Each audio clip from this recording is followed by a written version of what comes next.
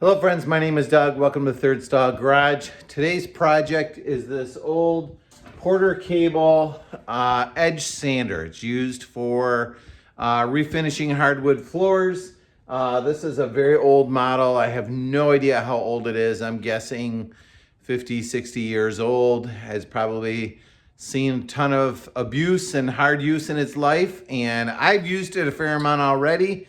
And it's time to just kind of go through it top to bottom and fix some bearings that are loose. I've got a spot on the cord that I bumped to with the sandpaper and had some bare wires. So in a pinch, put some duct tape on it. And I have a ton of hardwood floors in my house that I hope to restore this coming summer. And I'm going to get this guy in good shape.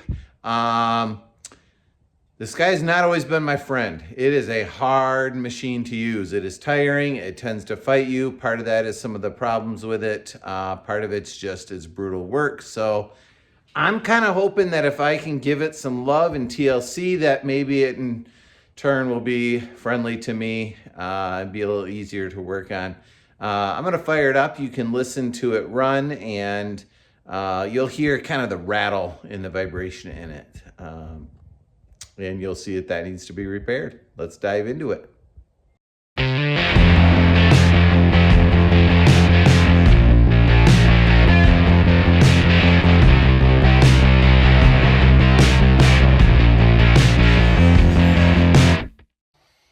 Just turn it on. You've got just a simple switch on the side here, which is easy to access, which also means sometimes it's easy to bump, so you gotta be a little careful of that. But flip it on, it's a little loud.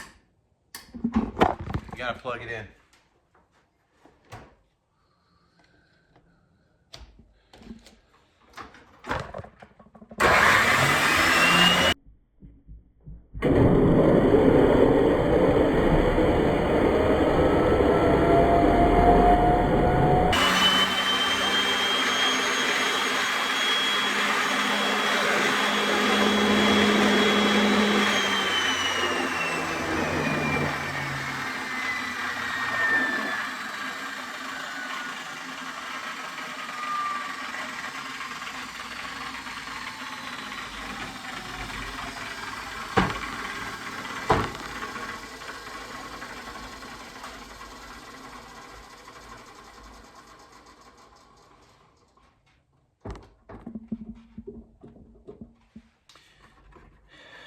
So to get the paper off, you just simply take that, I think it's a 9/16. But if you look carefully, you can see that there's a little end play in this shaft. There's not much axial. It's more up and down a little bit. I'm pretty sure that's due to end play. So let's tear into it and see what we can do to tune this thing up. First step is we're going to take the top off. Just 3 Phillips holding it on. This is a Porter cable rotary edger type E17. 115 volts, 15 amp. The horsepower, I cannot read. I think it's 1.5 horse. Made in Syracuse, New York. Good old made in the USA. I am going to grab a little Tupperware container to start putting screws in. So I have a friend coming over to use in the shop tomorrow, and who knows where parts and pieces will end up. Kind of like working on these old pieces of equipment because they're just made to be rebuilt and used over and over and over again, which I really love. Next, this handle's coming out. I had this off once before because this cord is an old extension cord that I had. The cord that it came with was completely shot, so I replaced it with a chunk of old extension cord. Sorry, it's the heat just turned on. It's a cold day in Michigan here. But I know that the wiring inside here was pretty old and frail, so I hope while I have it completely apart. I can replace the wiring that's in there. I also need to fix this spot where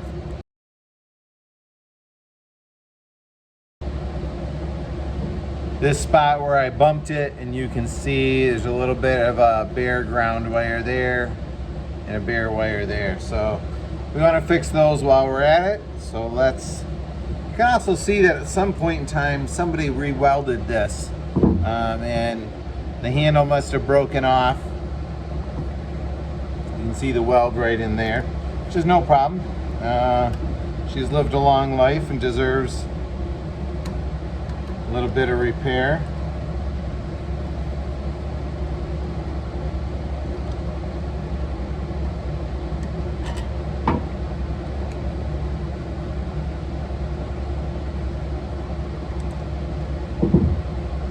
This screw right here is quite stripped.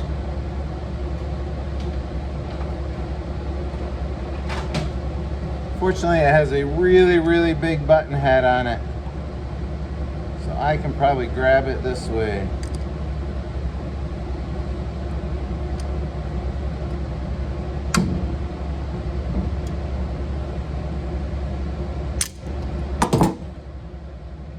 Good old vice grips.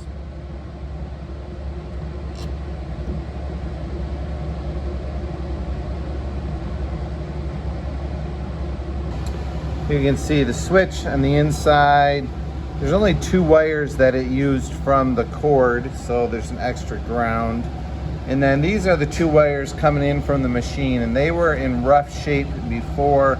I had to solder a little new one on and then put shrink wrap on, but would love to replace those with newer wires if we get there. So I'm going to take the switch off.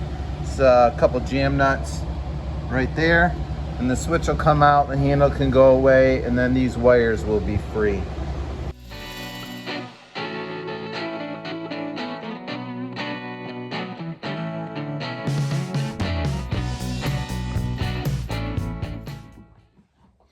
So I have the switch loose. 2 wires from the motor came in this side, 2 wires from power come in this side. I think that makes it it's been a while since I've taken these engineering classes. I want to say double pull, double throw, although I'm not 100% sure right on that. But basically, the 2 contacts on each end go all the way through, and when you flip the switch, it cuts off both wires. And when you flip the switch back on, it lets electricity through or connects both sides. Doesn't matter left or right which one you connect. You just need to have the feed on one end and the load on the other end. All right, I'm gonna take this apart and clean it out. 2 7/8 wrenches and this cord grip on the end comes out pretty easily. And then I think this fitting should unscrew from the end of the handle, or I don't think I even need to. And I should be able to pull this through. Now I'm going to tie a string on the end of this because I don't know how hard it's going to be to pull the new cord through, or cut off 4 feet from the end and pull it through. So I'm going to tie a string on there. That should help pull the new cord through. One of the things I've learned over the years, because I'm to the point where I'm getting old now, one of my theories is that, you know, the biggest thing you need when you're trying to tackle things like this is just a willingness to try. I've had this thing apart a little bit of the way. I did have to replace a bearing in the top one time when it completely stopped working, and that was enough to get it back going, but I would like to give it a lot of love all the way through.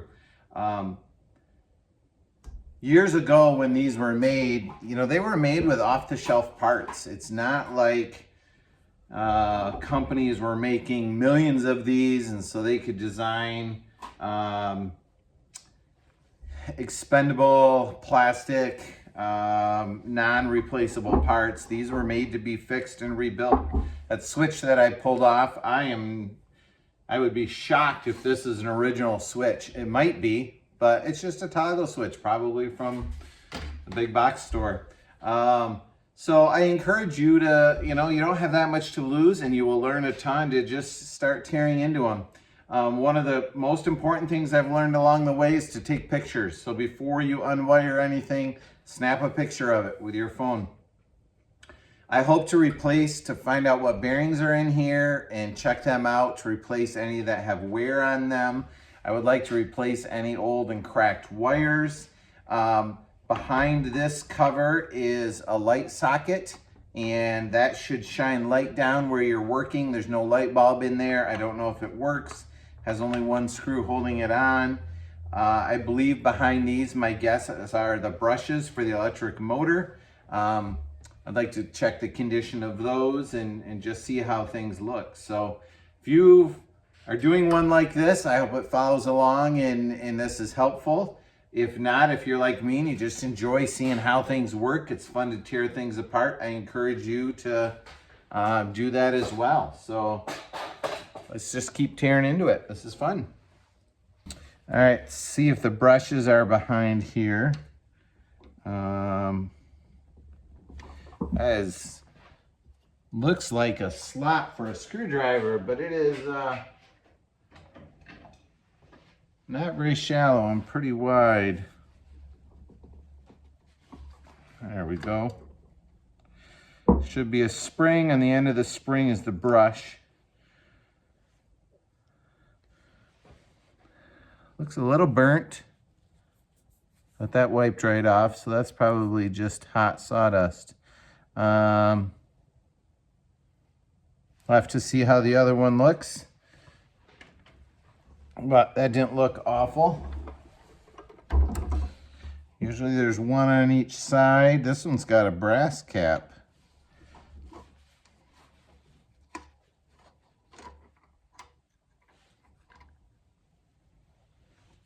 Everything's got sawdust in it.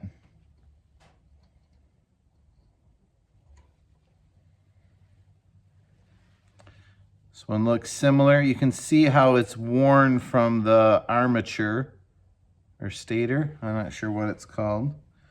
Okay, remember the brass one goes in the back. Plastic one goes in the front. Why is one brass and one plastic? This one just looks like it's got a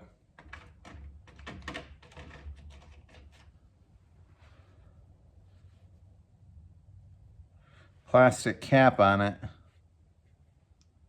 I don't know. Maybe one was replaced. Okay, so we're a little farther. See if we can get this switch out, or light bulb. Okay, remind me later that there's only one screw in here, because otherwise I'll spend an hour looking for the one that I lost.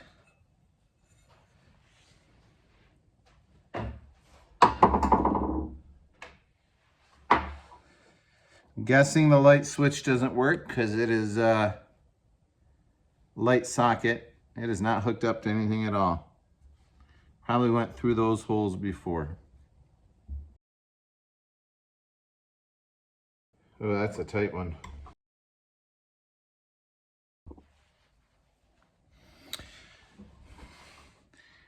One of the dilemmas is how many tools do you buy? And it's always fun to buy new tools, but you can't always buy new tools or you go broke. This is a little manual impact driver, and it comes with large Phillips and flathead bits. They're fairly inexpensive. I bought this one years ago, and it has been one of my go-to tools that if I would recommend. It's one that I would recommend. It has a little cam in it, so when you hit the top of it with a hammer, it has an impact twist on it, which works fantastic for getting screws out. So this little flathead was starting to strip on me. And there we go. I think it's stronger than what I do. The downward impact prevents the bit from stripping out. I also think that there's just advantage to the impact of it. Oh, this looks to be one of those, maybe an automotive bulb that goes in quarter turns. So we'll have to investigate that later. Here are the 2 screws for it. All right, we're a little farther. So I took the cover off of the exhaust chute here, and you can see and hear some of the looseness in it. So that's one of the things we're hoping to get rid of. Now I'm not sure what my next steps are. There is a nut on the top here. If I remember right, this comes off, but this does not come out, but I'm not sure. These marks here are from when they drilled it to balance it, in case you're wondering. There are also, there's a probably 7/16 or 3/8 bolt here, here, and here that I think is my next guess as to, I'm gonna try taking that apart and see what happens. There are a couple screws holding on this wheel and this wheel. I don't think those have to do with anything, so let's try with these. Ended up being 7/16.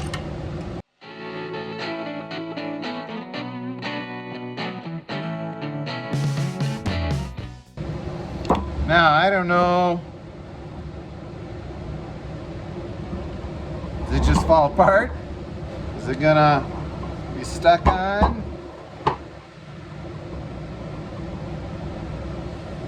Huh. I'll try using my rubber dead blow mallet. I don't want to hit it with a steel ball peen, just because I don't want to crack anything and I want to be a little gentle. Oh, it's starting to come. That's encouraging.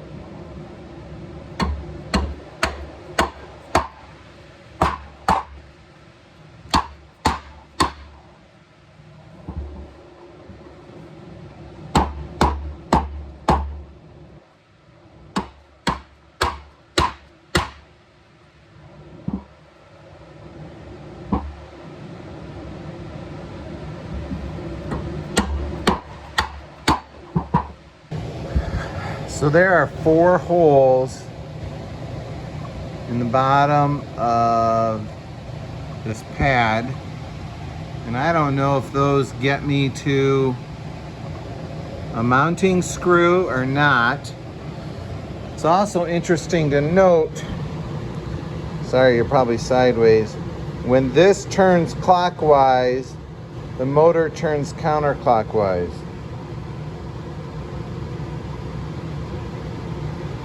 So it seems like there's 2 gears in there. All right. It's coming slowly.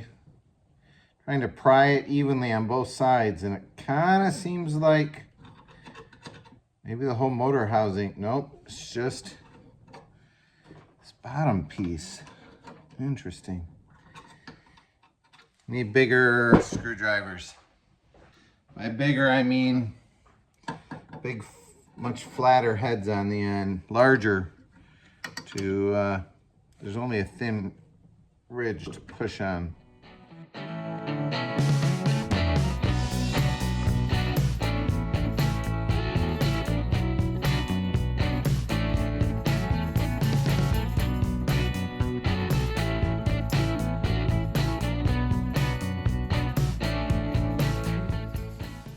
All right, I love this stuff. This is so cool.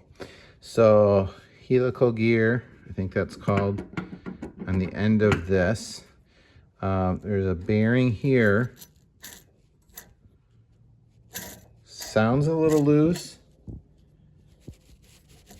but it doesn't, like, I would love to replace it, but it doesn't feel awful. So this bearing goes into this slot here. And then below here is the gear that's connected to the pad. There is grease in it, so that's good. And that doesn't feel too loose.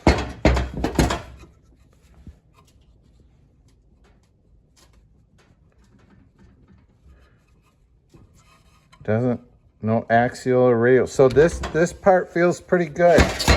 Now these little casters I had taken apart, these little casters I had taken apart before they were all just stuck, and I kind of polished the wheel surface, and so those are in good shape too. I'm happy that there's some grease down there. Now, this guy,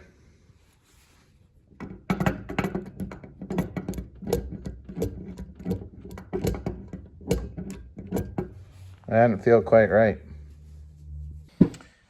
So I want to get this nut off, but there is no way to hold this thing back from turning. There's the helical gear on the far side, so I wrapped like 10 layers of cloth around that and gently put a vice grip on it.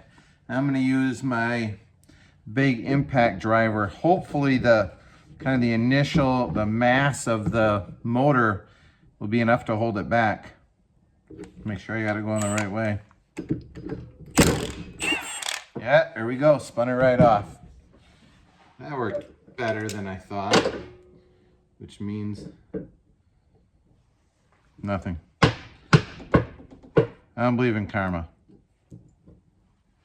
All right, let's save that and put it up there. And now we gotta figure out how to get this guy off.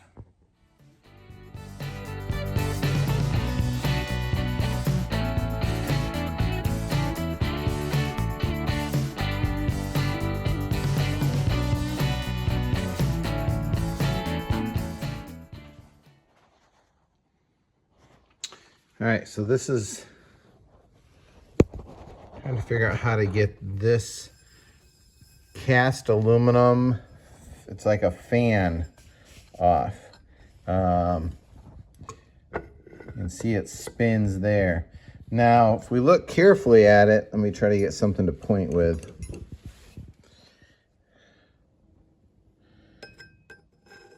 This bottom part here is only like a 1-inch thick web or vein on the end of there. It does not go all the way through to the center.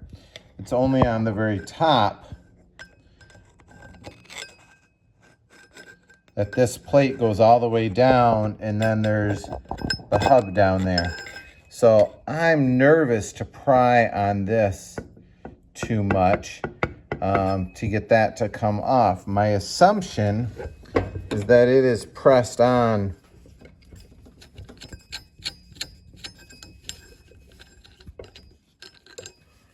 right there. And be nice if I could get like a gear puller on it to pull it off, but there's no way to get that on there. I could try to tap right here with a hammer, and I think I will tap gently with a hammer there, rotate it 90 degrees, tap a little bit more gently, keep going around and around and see if that does it. If not, if I have to tap harder, I think I'm going to try to reach down all the way in towards the center where I don't risk kind of bending or breaking anything. So we're going to try gently tapping here first. All right, I got you upside down. Hopefully that makes sense.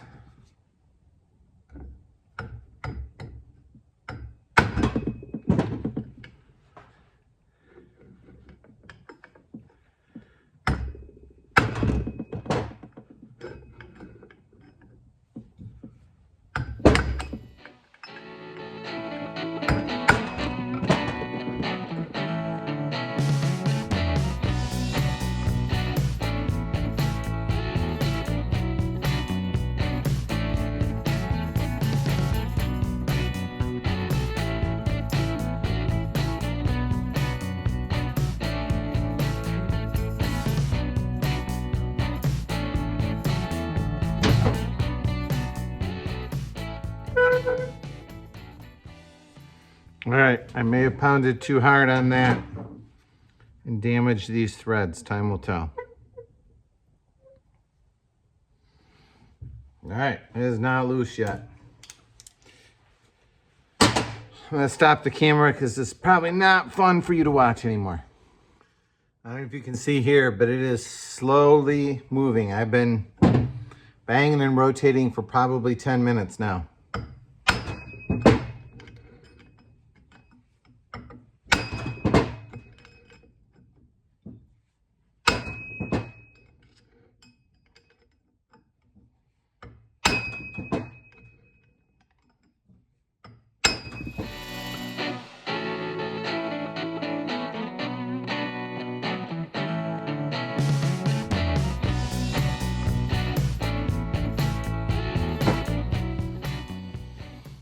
I can see where this aluminum housing goes that shaft, and it is about that long, where I got a long ways to go is what I'm trying to say. And I'm thinking that there's gotta be a better way.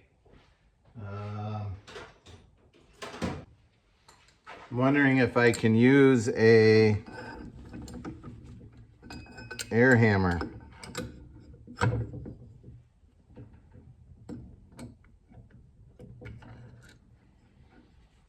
This one's too wide.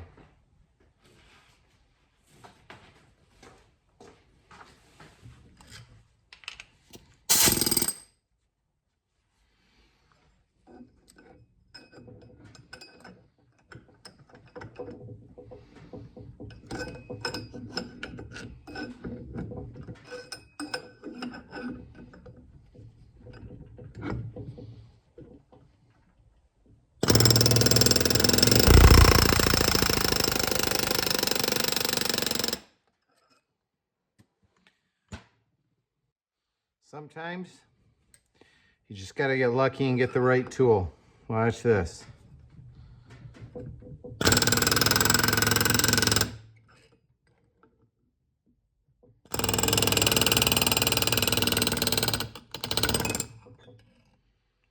Ta-da! You can see all the scratches from where I've been hammering on it. Sweet. Set that one aside. All right, so we got this shaft off. Behind that was a little key, a half moon key that went in. Sorry, my arm's probably in your way. This little guy. Hopefully you can see him. Behind that was a little steel spacer, and looks like that's a bearing there, I assume. And then it seems like this shaft, there's the motor. So bearing on one side, this one's in moderately bad shape. Bearing on this side is the one that I replaced a while ago. So that one's in pretty good shape. This, I think, is the one that needs to be replaced, but we got to check the housings that they go into to make sure there's not slop on the outside of it. Pretty cool. This is, I think I'll polish this up. It's where the brushes rotate on. And I do not know yet how to get this guy off. Just look at that and scratch my head for a little while. Maybe this pulls off with a gear puller. I don't know. Well, friends, this has turned out to be a little longer of a video than I anticipated, so I think I might be wise to break this into chunks. So hopefully you'll enjoy it following along. We got that top aluminum fan off and got the armature out, and now it's time to figure out how to get that spur gear off. And I'm a little nervous that that might not go well, or it might be challenging. And then we can replace that bearing and start putting it back together and work on the wiring. So thanks for following along. Hope you're having a great day, and we'll see you in part 2. Thanks.